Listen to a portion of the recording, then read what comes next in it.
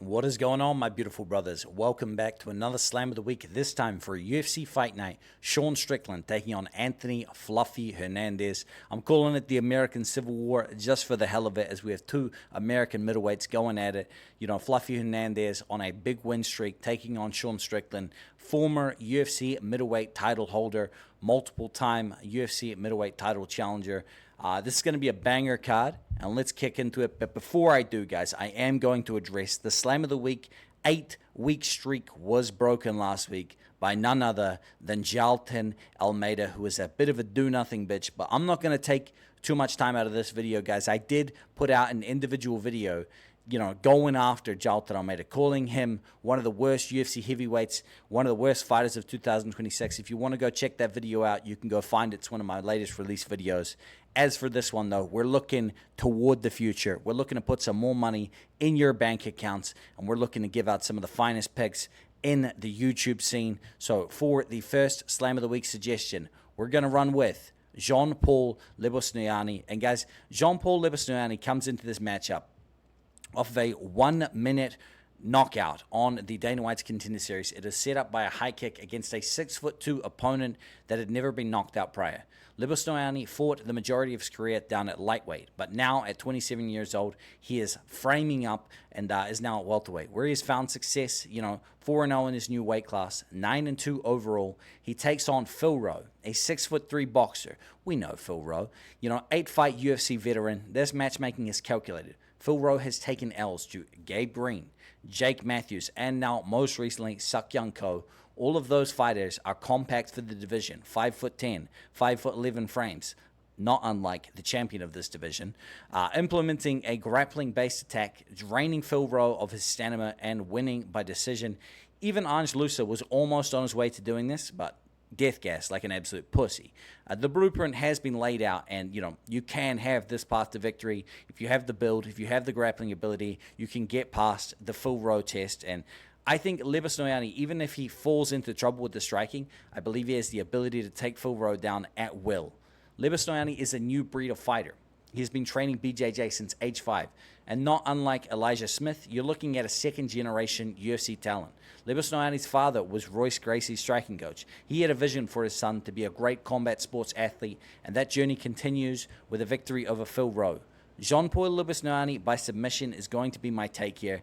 I think that it could happen by him climbing the back as Phil Rowe looks to get to his feet. He gets his back taken, gets in that body triangle, and we see him go out to a rear naked choke. Now, Slam of the Week suggestion number 2 that we were going to run with was Jocelyn Edwards. And guys, Jocelyn Edwards is 30 years old, 5'8", Panama-born fighter. She's big for this division and the bantamweight division for women, coming into her own.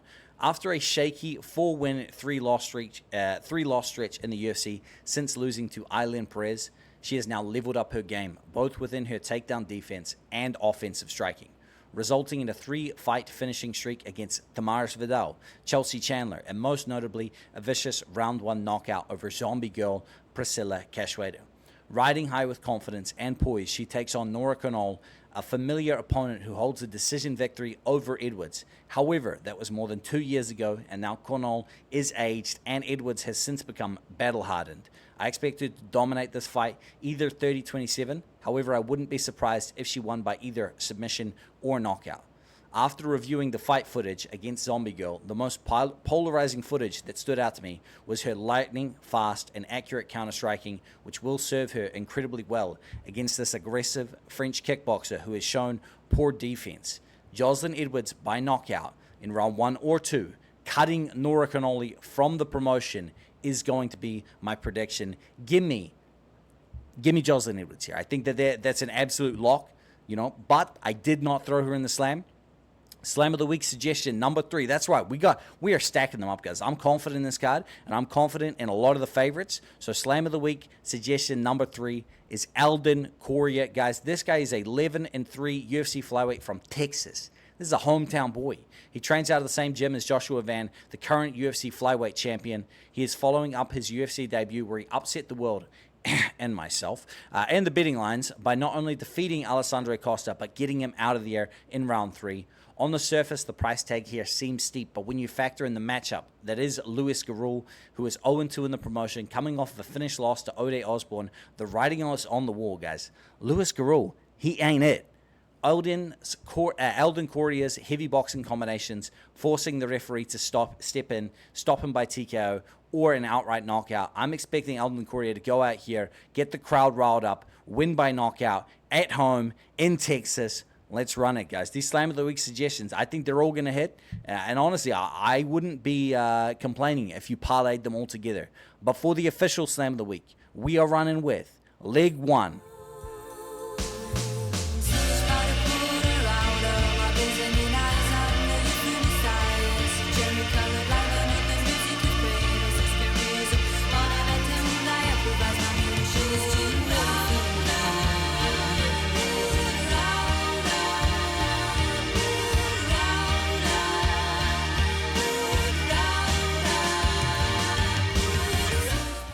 Carly Judice, ladies and gentlemen. This is the anchor of the Slam of the Week parlay this week. Carly Judice is a lengthy striker with high output. I honestly look at her and I see a variation of Dan Hooker. She relies on the jab, cross, punch combinations while mixing in knees to the body, front kicks. While not known for her grappling, her takedown defense is constantly evolving. And despite being thin and wiry for the division, you can see the strength is there. She widens her base and shrugs people off with her hips, very similar to that city kickboxing, takedown defense style that they are so famous for. She has high success in this. The reason that this is important against an opponent like Juliana Miller is Juliana Miller relies on chaotic exchanges, pressure to get her takedowns, rather than any strong wrestling attacks. I see this fight being Carly Judice controlling the range, punishing the sloppy entries of Miller, and either rinsing and repeating and winning by decision, or she gets a knockout from an accumulation of damage and sheer volume where the referee has no choice but to step in and to save her. We've already seen it with Juliana Miller. We witnessed it in her knockout loss to Luana Santos, where she kind of started to shell up along the fence and just got rained on, and the referee said that was enough. So give me Carly Judice, a.k.a. Crispy, to put together another knockout. Now, for the second leg, because we're not just going to leave you with a heavy favorite, we are running with a little bit of spice to make the price extra nice. We are going with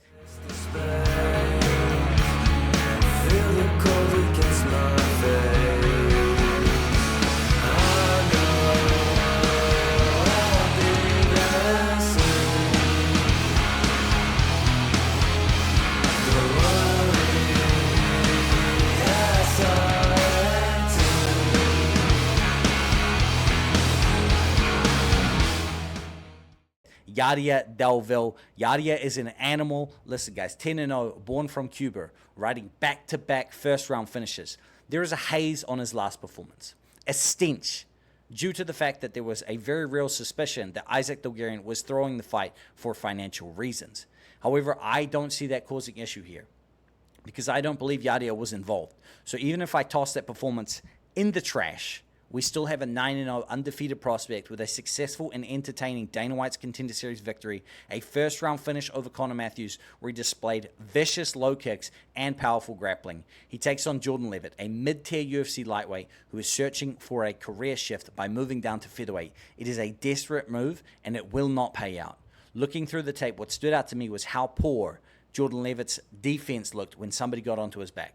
Both Chase Hooper and Paddy Pimblett made light work of him, stole his oxygen swiftly once they took the back, locked in the rear naked chokes.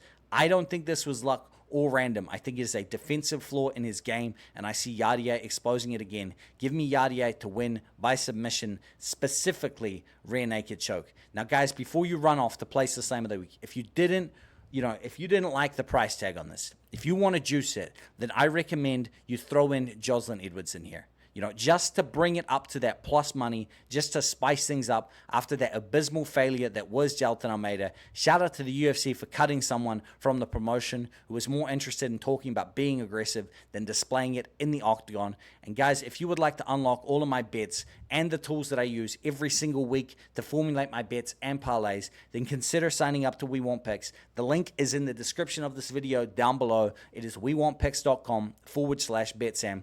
Use code BetSam for 10% off. And guys, I appreciate you, and I look forward to seeing you in the next one. Thank you all for watching, and let me know if you enjoyed this video and me bringing back all of the Slam of the Week suggestions to lengthen these out to give you guys more indication as to who you should be parlaying this week to make some profit. Thank you all, and I will see you in the next one.